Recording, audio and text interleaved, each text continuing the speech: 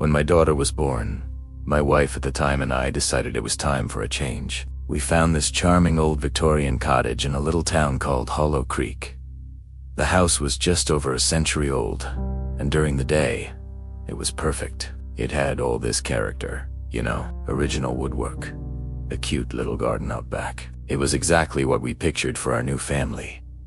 But when night fell, the charm kinda melted away. The house was loud, unnervingly loud. Now, I have to admit something. I've always been terrified of the dark. It all goes back to when I was a kid. This neighbor boy, who was a few years older, used to get his kicks by peeking through my bedroom window at night. It completely messed me up. So, as an adult living in this creaky old house, I had to constantly talk myself down. I'd lie in bed, listening to the groans and creaks, and tell myself, it's just an old house, old pipes, old radiators. That's just a tree branch tapping against the roof. And there was plenty to explain away. The bike gate, for instance, had this old, rusty latch that never seemed to catch properly. No matter how many times I'd close it, a strong gust of wind would swing it wide open. The heaters were another thing. They'd groan and hiss like they were alive, and the windows would rattle in their frames, even on the calmest nights. Every time I heard a noise I couldn't immediately identify, I did what any logical, brave adult does. I'd pull the covers up over my head, squeeze my eyes shut, and just wait for the sun to come up. It was my go-to coping mechanism, ignoring the problem until it went away, or at least until daylight made it seem less threatening. Life went on like that for a few years. We got used to the house's quirks, but then, things between my wife and me started to fall apart. It was a long, slow, painful process, but eventually, we separated. When we divided everything up, she took our dog, and I was the one who stayed behind in the echoing, creaky cottage. The silence left behind was almost louder than the arguments had been. The house felt bigger, emptier, and at night, all those familiar sounds seemed to amplify in the stillness. A few months after she left, it was just another regular evening. My daughter, who was about 5 at the time, and I were curled up on the couch in the front room.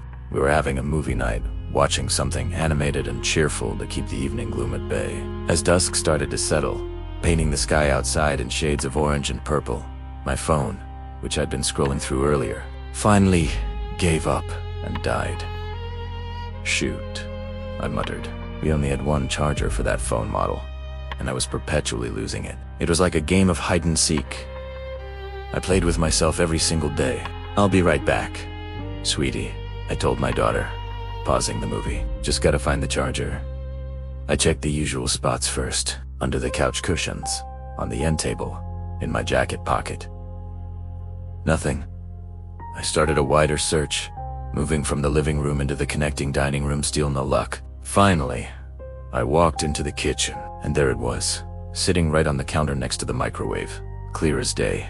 I felt that little rush of relief you get when you find something you were convinced was lost forever. But the relief vanished in an instant. The moment my feet hit the cold kitchen tiles, this wave of pure, icy dread washed over me. It wasn't just a feeling, it was physical. The hairs on the back of my neck stood up. My stomach dropped. It was that primal, instinctual feeling that warns you something is very, very wrong, that you're in danger. My eyes were drawn, almost magnetically, toward the kitchen window that looked out over the backyard. And I froze. My whole body went completely rigid. The bike gate, the one I specifically remembered latching after taking the trash out earlier, was hanging wide open. It swung gently in the faint evening breeze. And that wasn't the worst part. In the center of the yard, perfectly framed by the open gate, someone was sitting cross-legged on the grass. They were absolutely still, a dark, unmoving silhouette against the fading light. They were facing the house, staring directly at it. At me. They were wearing a dark, hooded sweatshirt with the hood pulled up, and even though it was nearly dark, they had on a pair of reflective sunglasses. The last slivers of evening light glinted off the lenses, making it impossible to see their eyes. It was completely surreal. Who sits in a stranger's yard at dusk, wearing sunglasses? My heart started hammering against my ribs, a frantic, panicked drumbeat. My mind was racing, trying to make sense of what I was seeing. Was it a prank? A teenager? But there was a menacing stillness to this person that felt far from a harmless joke. I took a cautious step closer to the window, my hand pressed against the cool glass. They didn't move. They didn't flinch. They didn't even turn their head. They just sat there, this unmoving statue in my backyard. It was as if my presence meant nothing to them. But I knew they had seen me. And they knew that I had seen them. The air grew thick and heavy, charged with this silent, terrifying understanding. Every horror movie I'd ever seen flashed through my mind.